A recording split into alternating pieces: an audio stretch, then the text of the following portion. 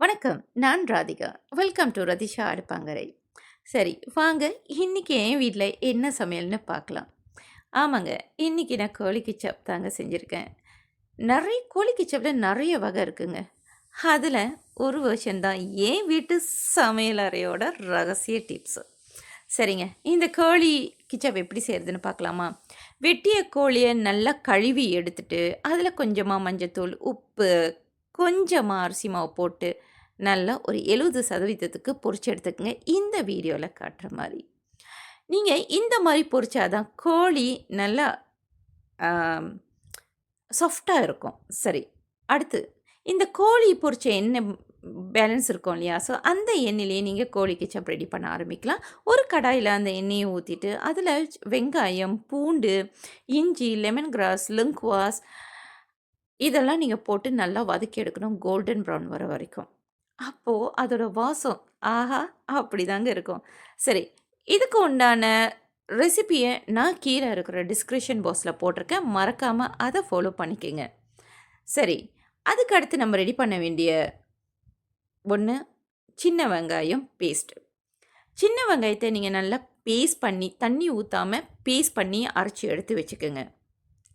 இத நல்லா வதங்குன பிறகு, நீங்க இந்த பொருள அதில போட்டு, இந்த சின்ன வெங்காயம் பேஸ்ட்ட அதில போட்டுட்டு, நல்லா வதக்கி எடுத்துருங்க.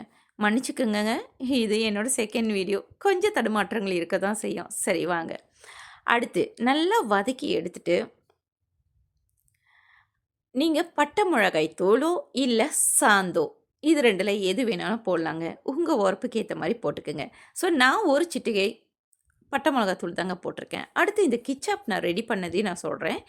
கிச்சாப்பில் நான் வந்து oyster sauce, dark ketchup and உப்பு மட்டும் மிக்ஸ் பண்ணி கலந்து இதில் நான் போட்டிருக்கேங்க. அவ்வளோதான் இதோட டிப்ஸ். சரிங்களா? ஸோ அடுத்து உங்களுக்கு சீனி போட்டுக்கிறதானா போடலாம். நான் வந்து சீனி போட மாட்டேங்க சமையலில்.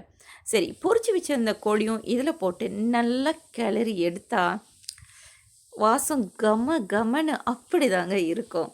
இன்னும் நீங்க இது வரைக்கும் கோழி கிச்சாப் செஞ்சதில்ல அப்படின்னா, ட்ரை பண்ணி பாருங்கங்க. இதோட டேஸ்ட் அல்டிமேட். நம்புங்க. நீங்க செஞ்சு பார்த்தா தான் உங்களுக்கு தெரியும். ரொம்ப ஈஸியா, சிம்பிளா சமைச்சிரலாம். சரி, இதோட அவுட்கம்ம பார்க்க போறீங்களா? கொஞ்சம் வெயிட் பண்ணுங்கங்க. கண்டிப்பா இதோட அவுட்கம்மையும் நான் போடுறேன். இதோ என்னோட வீடியோல பாருங்க. எப்படி இருக்குன்னு இந்த கோழி கிச்சாப்.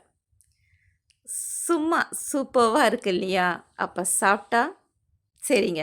மீண்டும் அடுத்த வீடியோல நல்ல ருசியான சமையலோட நான் மீண்டும் உங்கள சந்திக்கிறேன். நன்றி.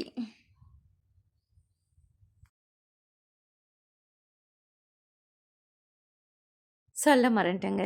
இன்னும் யாரெல்லாம் என்ன ஃபாலோ பண்ணலையோ, என் சேனல ஃபாலோ பண்ணிக்கங்க. சப்ஸ்கிரைப் பண்ணுங்க, லைக் பண்ணுங்க, ஷேர் பண்ணுங்க. நன்றி.